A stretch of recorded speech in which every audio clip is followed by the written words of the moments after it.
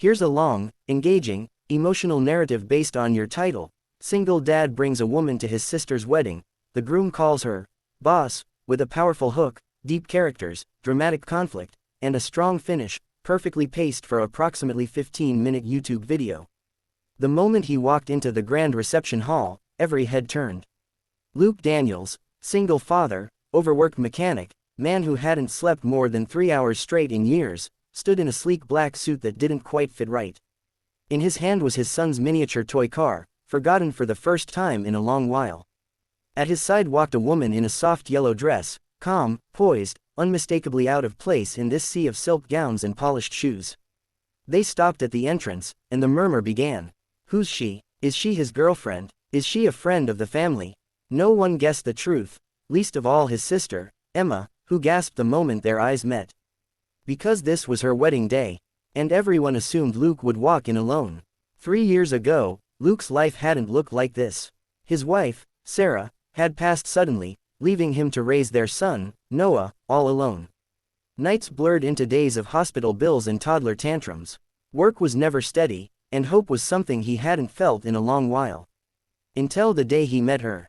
Her name was Harper Caldwell, the CEO of Caldwell Industries, a woman many found intimidating before they knew her. She wasn't warm at first, but when Luke showed up late for a job interview, covered in grease and apologizing, something in her shifted. Others might have walked away, but she didn't. Instead, she offered him a chance to rebuild, not just a job, but dignity. She saw his struggle and met it with opportunity. She taught him that grace isn't given to the perfect, it's given to the ones who keep trying. In the months that followed, Luke learned discipline and humility. Noah learned what it was like to have someone care beyond his dad's tired but loving efforts. And slowly, a quiet friendship formed. Nobody expected how deeply it would matter. That night, at the wedding reception, everything felt surreal. Luke's sister greeted him, still in disbelief. "Luke, I didn't even think you were coming," Emma whispered. "I wouldn't miss this," Luke said, though his voice cracked only a little. But the room buzzed louder when the groom spotted Harper.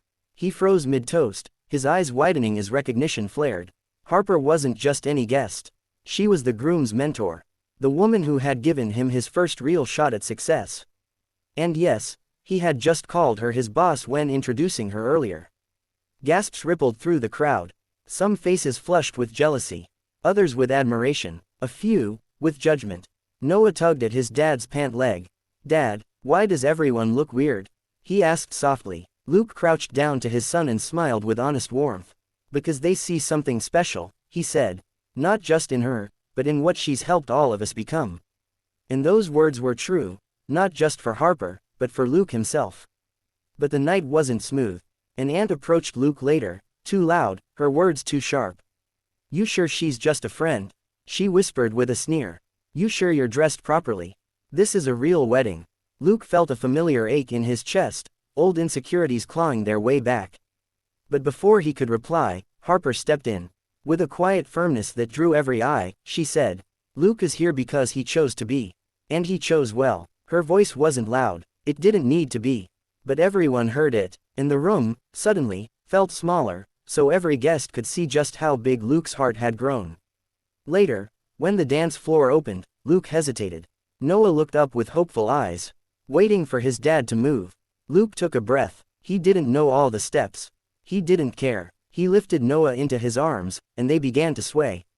From across the room, Harper watched, not as a boss, but as someone proud of how far he'd come. Emma, the bride, approached them and whispered, "I'm so glad you're here." Luke nodded, and for the first time that night, he felt seen, not as the guy who struggled, but as the man who never stopped fighting. Everyone danced. Laughter filled the air, and in that moment, Luke understood something powerful. Life doesn't hand out perfect stories. It hands out second chances. Opportunities to grow. People who believe in you. In moments that change you forever. When the last song played and the lights dimmed, Luke stood at the edge of the crowd, letting it all settle. Noah was asleep in his arms, exhausted from dancing. Harper approached, a quiet smile on her lips. "Thank you," Luke said softly. "For what?" she asked. "For showing me I still had something to give," he said. She nodded, eyes gentle. "You had it all along," she replied. And maybe he did. He just needed someone to remind him. By the end of the night, the whispers had turned into something else entirely. Respect, admiration, inspiration. People left with new hope in their hearts. Some realized that the person standing beside them might be more important than the person they expected. Others remembered people in their own lives who had helped them through darkness. And Luke, he left holding his son, walking into a future he once thought impossible.